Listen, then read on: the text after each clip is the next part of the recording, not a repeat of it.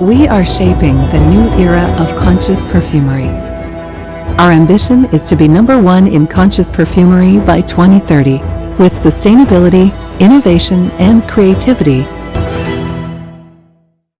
Hello, my name is Una Phillips. I'm Editor-in-Chief of BW Confidential, and welcome to BW Confidential's Sustainable Beauty Series, our video series on the future of beauty and sustainability. Through this series, we will discuss with key industry players and experts the different approaches and strategies when it comes to sustainability. We will cover a range of areas from emerging business models, retail strategies, and consumer trends to sustainable innovations. For this episode, I'm pleased to welcome Nikki Schilling, who is Innovation and Sustainability Director at Dutch beauty brand Rituals. Rituals has put a strong focus on sustainability over the past few years, and just last month announced it had received B Corporation certification and become part of the B Corp Beauty Coalition. Nikki, hello, and thank you for being with us here today. Hello, Una. Thank you for inviting us. Really nice to be here. So I just want to start by asking a question that is something that's on everyone's mind when it comes to sustainability today. In terms of investment, I know that Rituals has invested in sustainability quite a bit over the past 3 years. How do you reconcile that? How do you reconcile creating a more sustainable company, more sustainable products with ensuring growth and making a profit? I mean, is it possible to do both? I firmly believe it's possible, but I wouldn't say that it's not a bumpy road. So I think, sustainability is on everybody's mind, and it's not only a mind, it's really a have to do. So for us, it's totally without question that we are doing the right thing. And what we do with everything, we start with measuring what we do right now, and we measure with a life cycle analysis how we can do it better, right? And then from there comes, a really scientific based approach on, okay, if we want to do it better, what are the available materials? What are the available options? And then obviously at some point comes the cost attached to that. And I think with everything in business, you'll be surprised. Sometimes you can win, and sometimes things get cheaper when you do them sustainable. But in many cases, they also get more expensive. So I think we make the commitment that we won't get the consumers to pay for it. And we are committed to keep the luxurious appeal because that's sort of, even being more sustainable. I really truly believe both is possible, keeping the luxury and the sustainability. And I think that's a really fun and adventurous journey to do that. We're not giving up. I think that's why I love Rituals, because if you give us a good goal, we'll double it, and then we'll put everything behind to make it happen. So yes, it's difficult. And yes, there's a lot of, we have obviously, issues on getting even the right raw materials. And, because a lot of it is not even available yet. Yeah. Because this trend or this demand is going faster than actually the supply there is. So, it's a bumpy road. But I'm sure we'll get there. And I think we already have shown in many of our cases, we're really on the road to be net zero, to be zero waste, to be all the things that you want to be, and we're not going to make any compromises. It's just about timing. Sometimes you have to sort of be more patient than you wish. You should be. You said there that you're not going to pass on the cost to the consumer. Can you see though that there is this perhaps trend that sustainable products will become more expensive, basically, to offset investment that the companies are making there? You said that you won't pass that on to the consumer, but there's also this idea of, creating more value for products rather than have this throwaway culture that has been so prevalent in a lot of different categories, especially if you're talking about fast fashion, for example. Do you think there is a case, though, nonetheless, for having more expensive products and saying, okay, our products are sustainable and there's a cost attached to that? Do you think that consumers could be understanding about that, and that the costs may go up? And also because some of the issues that you mentioned there about the demand for the materials, which is obviously driving up costs a lot. There are a lot of supply chain difficulties today anyway, but also for those sustainable materials as well. So can you see the expense of products eventually increasing and consumers being more understanding about them?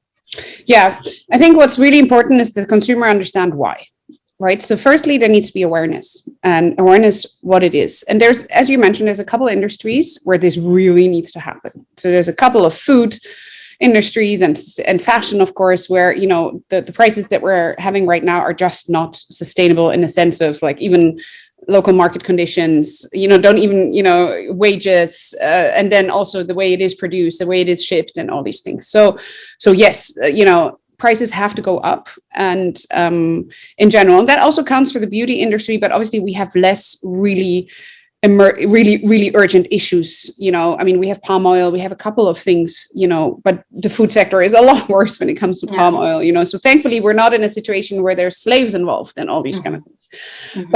But yes, we will have to increase prices, you know, partly, I mean, because of, you know, as you say, because there's not enough availability. I think it's also about balancing within your business. It's what I said first, you know, you win some, you lose some. So you have to take a couple of hits if you can balance them out. So I think that's really important, that not everything, but there's going to be moments, you know, for example, we're really strongly into refills. We really believe that refills is a way to the future. And why is that? Because you can have a really beautiful mother pack, right? So you can sustain the luxury in the mother pack and make the mother pack more expensive. Yes. But then hopefully at the same time, we can make the refill bigger and less expensive. So that in the end, there's going to be a balance again. So you have your luxury at home, and you know that if you use it 4 times, then, you know, it totally is going to pay off. So I think you have to be really creative. You can't just go, okay, this is what I used to do, and this is the new material I want, and unless this works, you know, I'm not going to make it happen. You have to be super innovative in trying to find new solutions. And I think consumers are going to have to be flexible because, you know, things are really going to change. You mentioned there are refills, and you know, we're seeing a lot of that in the industry. What we're hearing is that the consumer take up on refills is not really there yet. Is that something that you would agree with? That you think perhaps there needs to be more awareness about refills, more education on that, and perhaps to try and get consumers really doing that as a habit? Is that something that you're saying, that the consumer take up is not there yet, and can you see it really coming and increasing as time goes on? We don't have that experience. We really see it happening. Yeah, we have very loyal customers, I believe, and we see, you know, and we see the take up growing and growing. It's really amazing. In contrary, actually, you know, we have a lot of products on refill, and especially our best sellers, of course, because that's where we make the biggest impact. But I mean, daily when I go to the stores, they're like, hey, when are we going to get a refill for this? When are we getting a refill for that? So in fact, from what my experience is with Rituals, we, you know, refill is really big and customers are really into it. It's more like, of course, you can increase awareness. You know, I still meet customers who are like, oh, I didn't know you had a refill on this. And I'm like, oh, well, you know, so, but we have big plans on how we're going to get a, you know, increase the awareness of that, make it more obvious in the stores, make it more obvious online, you know. That's the other thing, you're constantly learning, right? You know, you have to add sustainability into your communication and marketing mix. And as Rituals, we have so many messages to tell. You know, we're not only about sustainable well-being, we're also about personal well-being, you know, and I believe that's actually part of sustainability, right? It's not only about the planet. Yes, the planet is in danger and we have to do everything we can, but we can't ignore people. Right. So if people, you know, if as a human race, we're not doing well, we're not relaxed, we're not grounded, we're not, you know, close to ourselves, obviously we can't do good to the planet. So a lot of our focus is also about people and making sure people, you know, are relaxed, can, you know, enjoy the little things in life again, can really, you know, take that moment of a big inhale and an exhale when they smell a good perfume or experience a nice formula. So, you know, I believe that's just as important as the environmental. So for us, you know, then what do we communicate where, you know, like, you know, what's more important? Is it the refill, the percentage on your saving on water waste, or is it, you know, this is going to make you feel more relaxed. It's going to help you sleep. It's going to invigorate you. So there's a lot that, you know, the consumer has to digest and receive. So I think we're learning every day. We're testing here, we're testing there. We're trying to make it better so that consumers understand. That's interesting what you say about having more of a sort of holistic message there for the consumer as well, because there is a certain amount of confusion, you know, about sustainability, about what it means, you know, for consumers there. And a comment I read the other day, for example, was that, you know, these brands, they're really pushing sustainability. They have to be there. That's the message that they're communicating. But basically the aim of that is to sell more products. You know, I'm going to have a sustainable communication because I want to sell you more, which in itself you could say is perhaps not the most sustainable strategy. I mean, how do you see that? How do you see sort of striking that balance there? Yeah, I think firstly, and to your first point, I really have a strong opinion about greenwashing and of companies right now, and I really get angry when I see too much focus on one thing, whereas I know that the rest of the business is not playing game on sustainability. That's why we became a B Corp, and we're really extremely proud of that, because it was a really tough journey, sort of, but it has to be a holistic choice. So we had to adapt every single part of our business, whether it's governance, supply chain, or logistics, or all the way obviously to our stores. Everything has been measured. So we know our baseline on everything that we do. And from here we can improve, and we use scientific methods to improve. Because, in the beginning, when I started in sustainability, I remember going through this fair and everyone's bioplastic, sugarcane plastic. I'm like, oh, that sounds amazing. Let me do that. And then, started to learn that actually it's not always the better alternative, even though it comes from nature. It's not always so you have to be super, super thorough in understanding what you're doing and why you're doing it. Mm-hmm. And so that when then the customer asks, you can, you can almost like, look, here's the data. This is where we're doing. This is what it improves. And in your impact will have that, your choices will have that impact. Mm-hmm. So I think the most important right now is that every business in the beauty industry needs to commit to sort of have thorough and 360 holistic approach to sustainability. And that's really the change we want to inspire by becoming B Corp as a, not originally, we haven't started as a sustainable company in the sense that, of course, we were always very thorough, never animal testing. We were one of the first ones to look into rPET and one of the first ones to be refilling, especially on skincare products that are so waste intense. We never advertise, or, very little compared to, what we could be advertising. We put everything in innovation and improving our products. Mm-hmm. So I think it's really important that we're very serious and very honest and very transparent about what we do. So I just want to, it's a really big point for me that we're all talking the same baseline and the same game, because for the consumers, it's impossible to understand what's happening. Yeah. And do you see any major changes in your business model in your bid to become more sustainable? For example, I'm thinking about in terms of the number of products and the number of SKUs. I mean, the beauty industry has so many launches, so many new products coming out. Do you think that Rituals and the industry in general basically need to come out with fewer products to lessen their impact on the environment and on pollution? Is there a case for that there? Well, firstly, last year, as of 23, we have half the launches that we used to have per year. So we've reduced. So we made a couple of commitments here. That is one. The second one is that obviously, again, refill is our big strategy, is that, you reduce your amount of SKUs if you have a mother pack and the refill is double as large. Right. So already you've reduced one product. Secondly, I think it's really important that you look at the quality of the product, right? You can make less products, but if they're still virgin PET and, they're not monomaterial and they're not recyclable, well, it hasn't had any use of reducing your products because they're creating a lot of waste. So I think even more important than reducing is that what you do is good, and that you never give up in striving for finding that best solution that has the least impact. And then a truth obviously is that in the beauty industry, our SKUs are benefit driven most of the time. So, people will look for, okay, these are daily products you need. And people will look for, is this going to deliver on what I need? So I think, is there going to be automatically, if we reduce, if we produce less body creams, there's a disconnect on producing less, but I think what we can do, of course, and what we're doing is like 3-in-1 products, for example. Right. So that instead of 3 SKUs, we only make 1. If it's, our tonic, we have skincare tonics, which do nourishing, hydrating, but cleansing at the same time, or we have shampoo and conditioner and they're not just, what they used to be sort of like mediocre formulas. Actually, they're really well tested, because for us, quality and performance of the product is the most important. So I think these aspects are sort of what adds up to what the beauty industry can do in terms of like creating less waste. But if you use endlessly recyclable products and you really, not products, materials, I think then that's the most important, that you look at, okay, how do we create zero waste and how can we be circular? Right. Okay. And can you see that sort of logic extending to the consumer in terms of, this deconsumption trend, that consumers, basically wanting to buy less?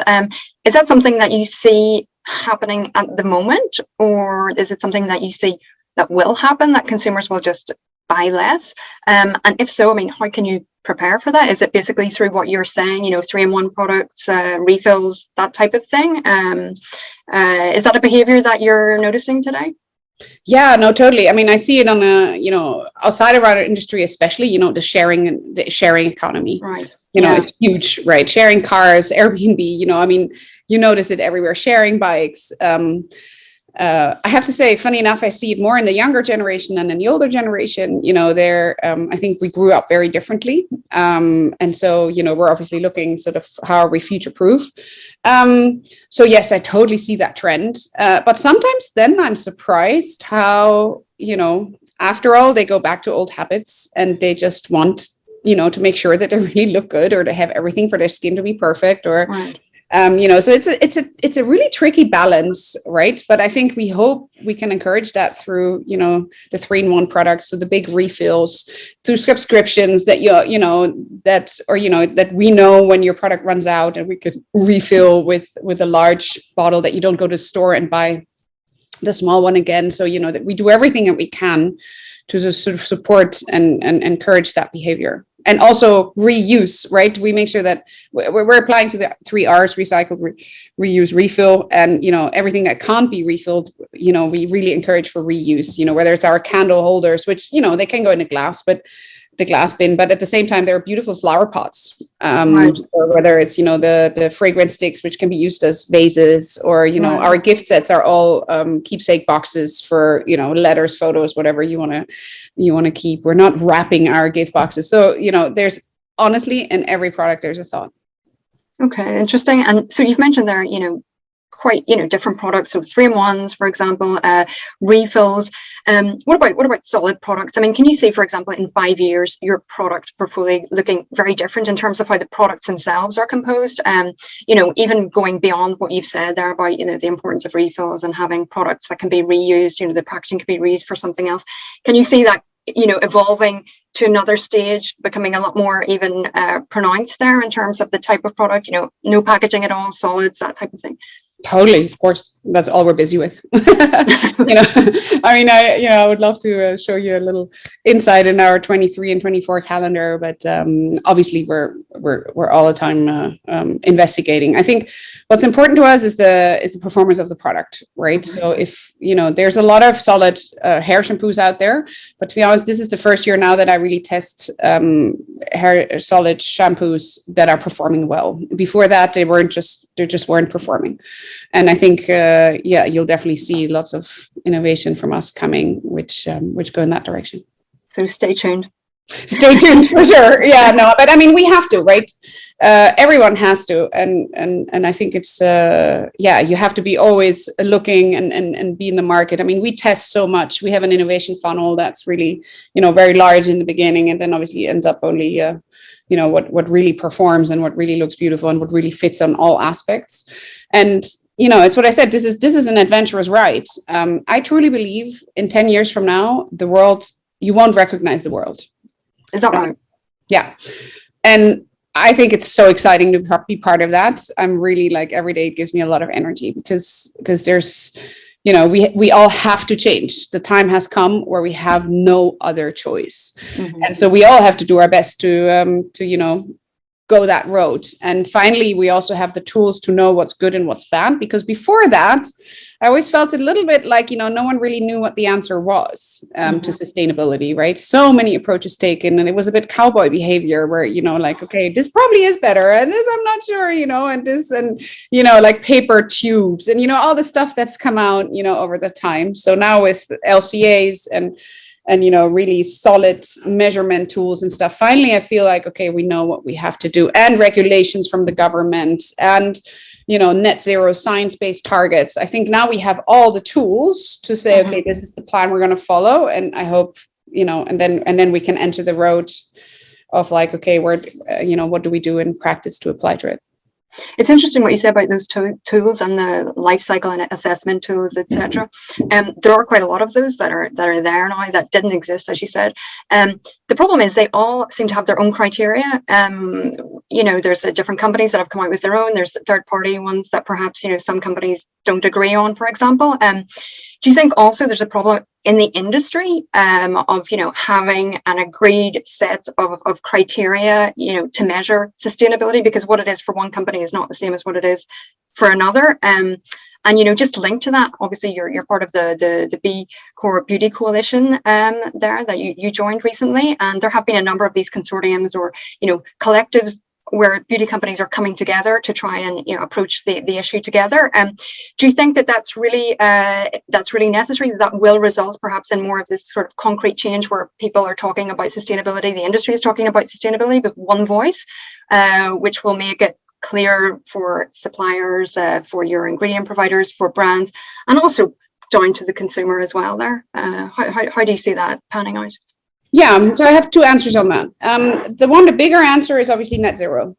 So we have net zero 2050 target, which is not only for the beauty industry, it's for the whole world, right?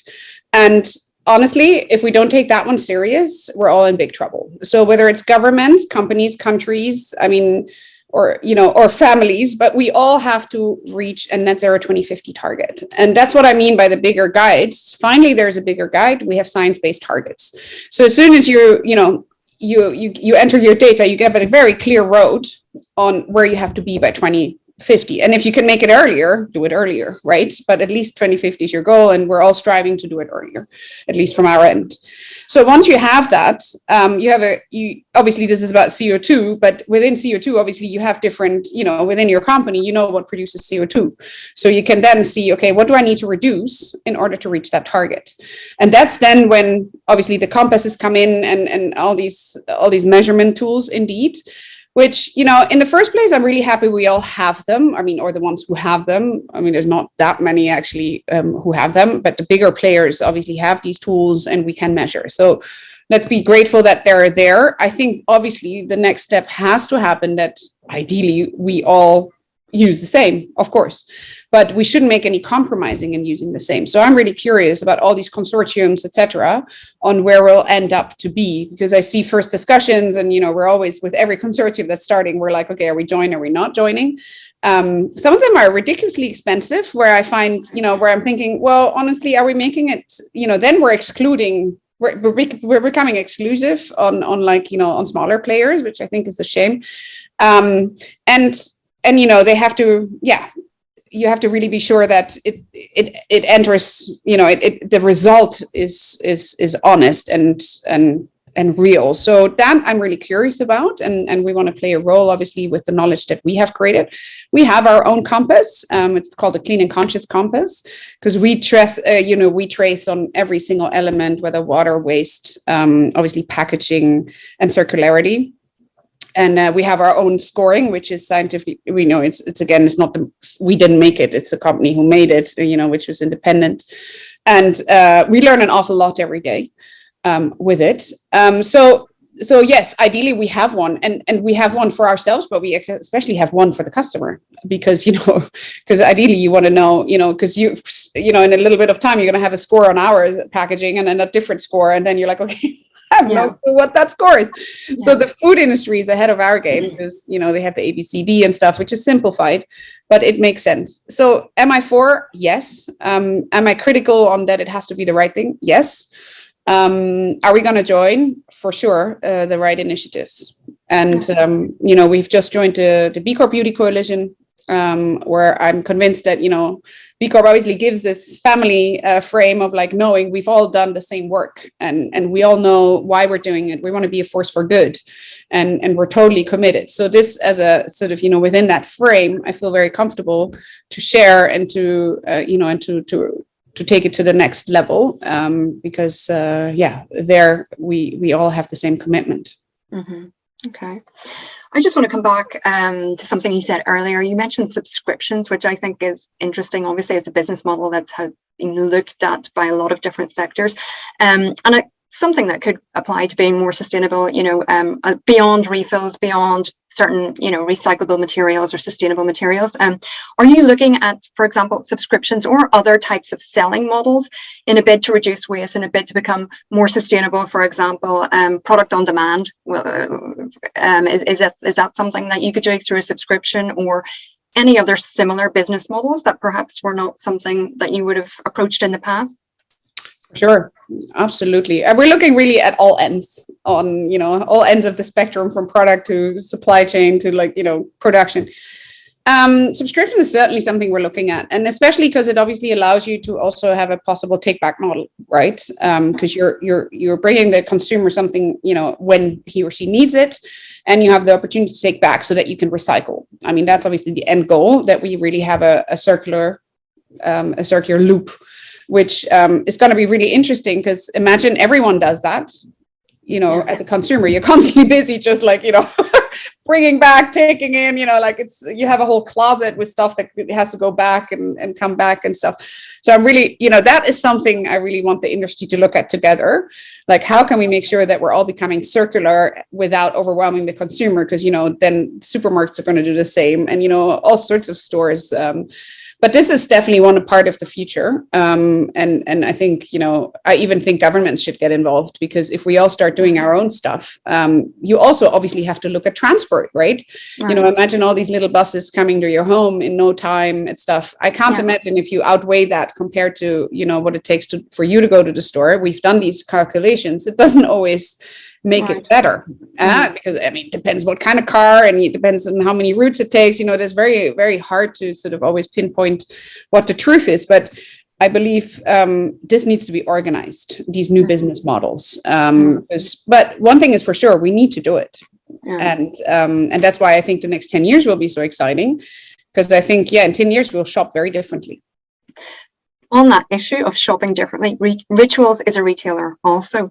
So how do you think the stores themselves need to evolve? Do you see, for example, stores being more refill fountains focused, a lot more loose product in the stores, no packaging? I mean, how do you see the sustainable store of the future, as it were? Yeah, of course, there's endless visions I have, and endless drawings and concepts. As a basis, all of our stores run in green energy. The materials we use are sort of, have a very long lifetime.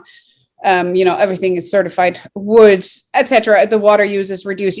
So first you have to do your basic maintenance, right? Which the air conditioning is optimized. So we've done all that. So we're really happy with, right now we're at the lowest level of impact that we can have. And now we can take the next step. And indeed, we have big visions of, personally, I don't believe in bringing your empty product back and refilling it.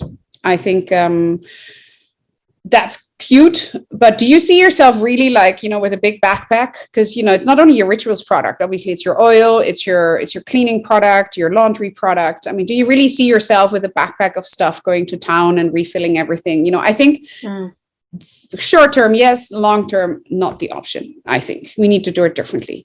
What could replace that? Instead of having a refill fountain, for example, because we've seen some stores, Asda, for example, in the UK, they've created a whole concept store. It's a test, obviously, based on this sort of refill model for a lot of for soaps, for food products, etc. If it's not that, what is it, would you say? Well, I believe more in the refills the way we do them, like big bottles, and and how big is big, at some point you can make whole canisters. If you really, if you want it. But I believe let's make those circular and make sure, not because I don't believe in refill fountains, but I think consumer wise, in the end, it's not going to work out.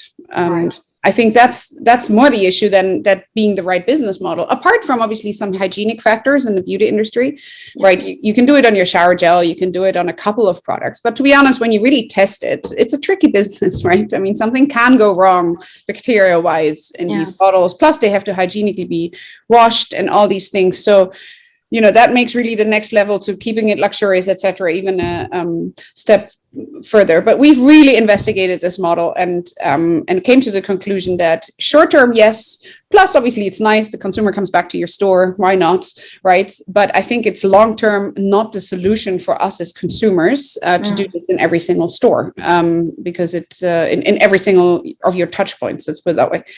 So I believe more in the refill model of bigger refills when you need them, subscription models, take back systems, and all these kind of things. And as I said, industry wide. And are we adapting our stores? For sure. I mean, do we want more awareness on refills? 100%. So we have to change our the focus of our stores.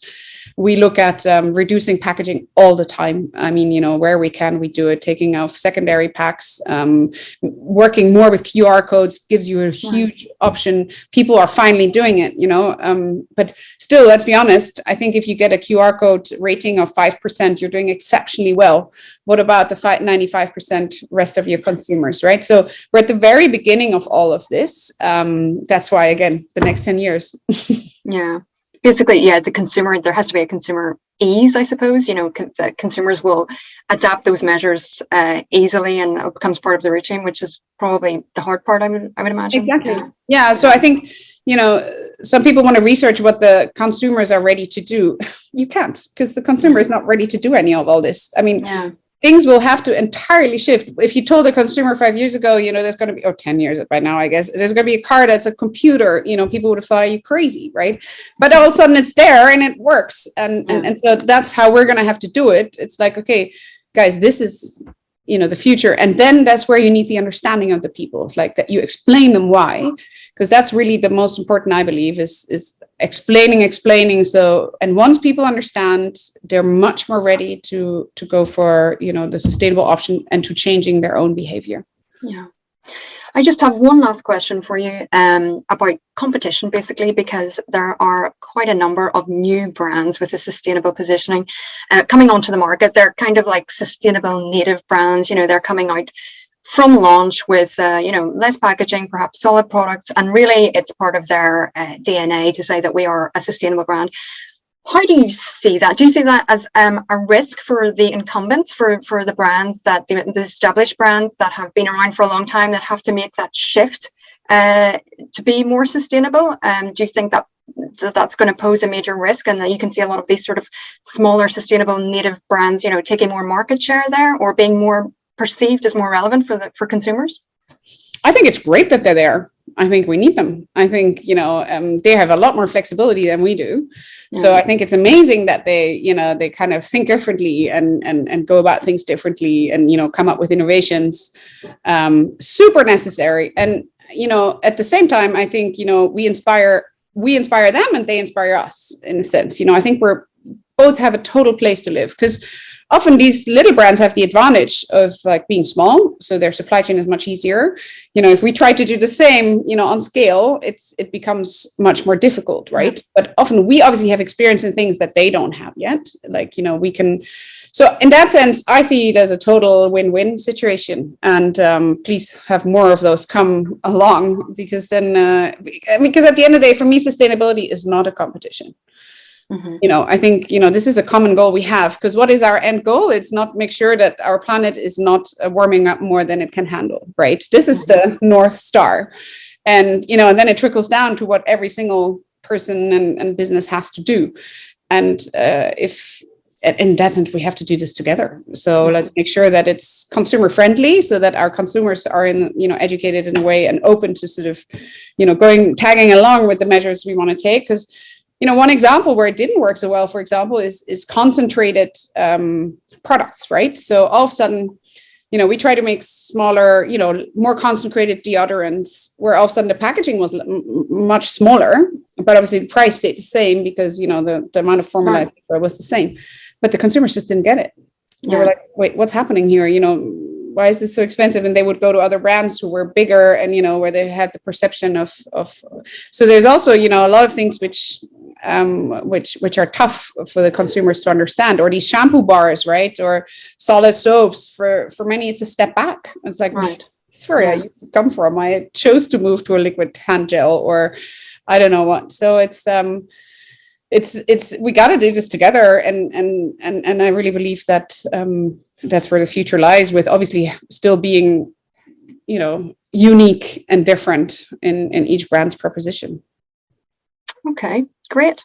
Well, thank you very much for all of those insights. It was great to hear your views on different business models, consumers, where you're going, and how you see those new emerging technologies also in sustainable. Thank you very much, Nikki, for sharing all of that with us.